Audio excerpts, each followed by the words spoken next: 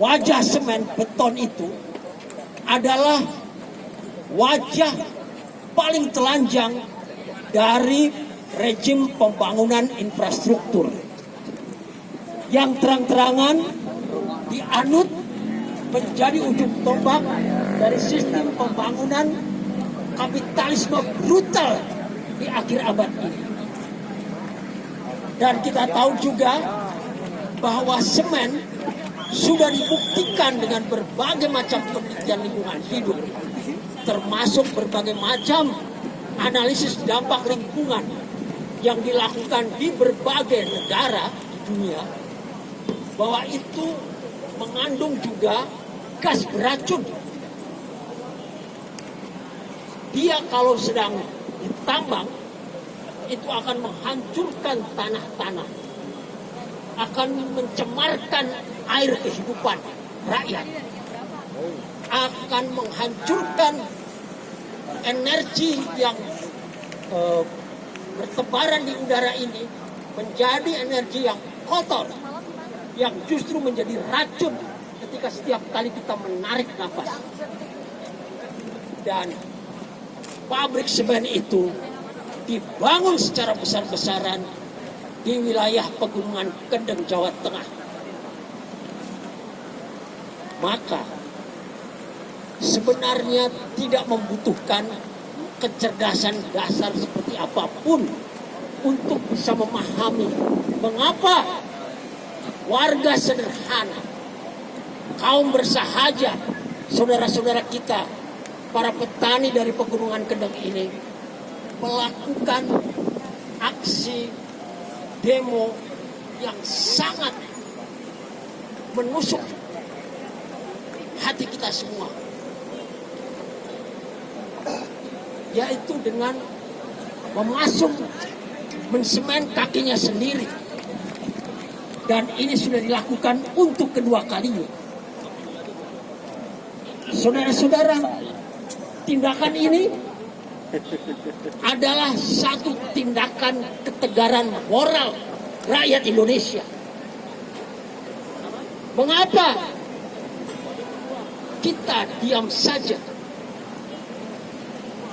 Mungkin karena kita tanpa sadar mengakui bahwa korban-korban pelanggaran hak asasi, pelanggaran lingkungan hidup seperti ini bukan hanya dialami oleh warga para petani di Kendeng ini, di Pegunungan Kendeng.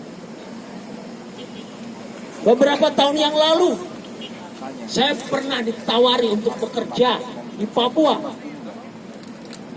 yaitu karena ada rencana dari tambang emas besar di Papua itu untuk mengenyahkan para penambang emas liar, dengan dalih bahwa mereka ribuan orang itu akan dimanusiakan. Caranya dengan akan dibangun secara besar-besaran di Papua Barat pabrik semen yang lebih besar dan serupa dengan apa yang sedang dibangun di Jawa Tengah ini. Bahkan dalih untuk tetap membangun pabrik semen ini karena untuk menyejahterakan rakyat di Papua. Bayangkan itu, omong kosong itu. Saudara-saudara, cara berhitung seperti ini adalah cara kalkulasi di mana orang dipandang ukuran hidupnya adalah profit, hasil, keuntungan, bukan benefit, manfaat. Menurut Undang-Undang Dasar Pasal 33, seluruh tanah, air dan udara di negeri ini sebesar-besarnya dipergunakan oleh negara untuk kepentingan rakyat, untuk kesejahteraan rakyat.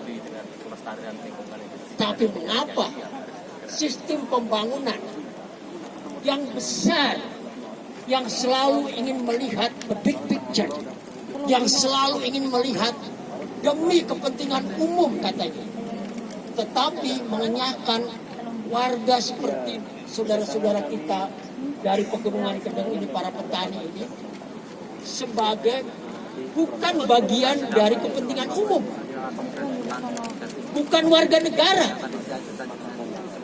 Sehingga pembangunan yang suci itu membutuhkan korban, dan korban itu adalah mereka. Korban itu adalah kita. Korban itu adalah rakyat kecil di mana-mana.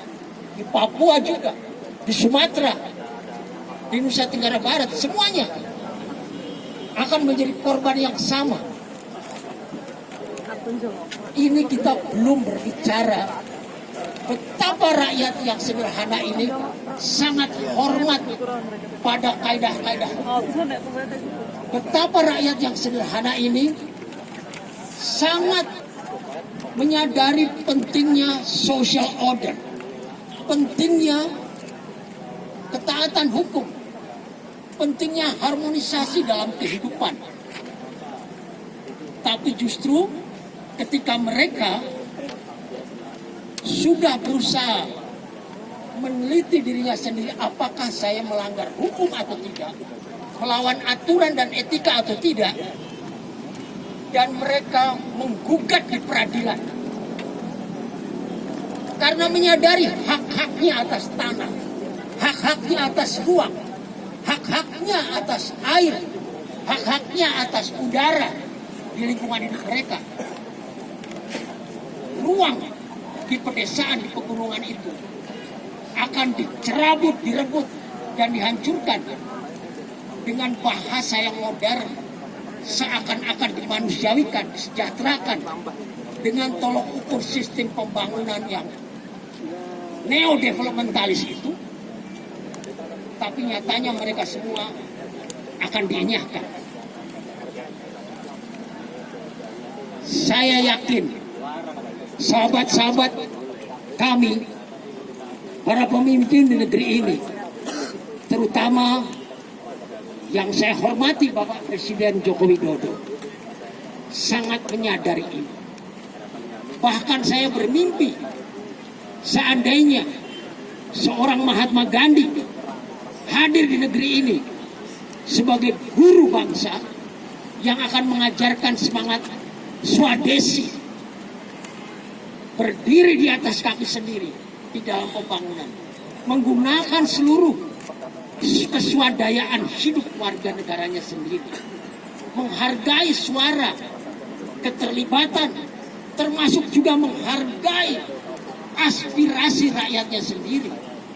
Itulah dasar suara, semangat, spirit hidup bangsa yang mandiri, yang berani tegak berdiri di atas kakinya sendiri, bukan menjadi bangsa yang dikendalikan oleh para pemilik modal.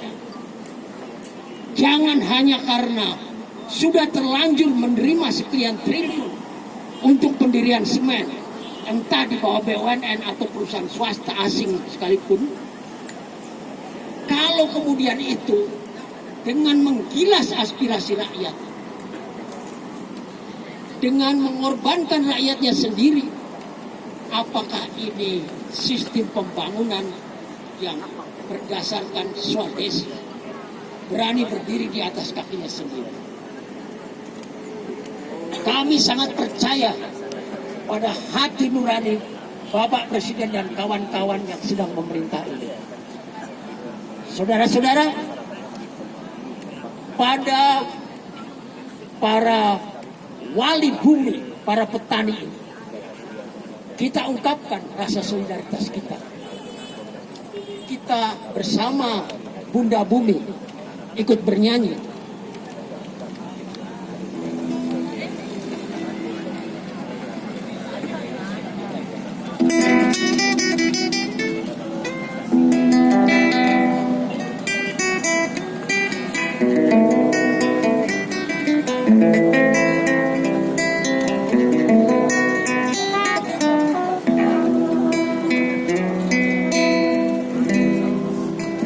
Tetesan air mata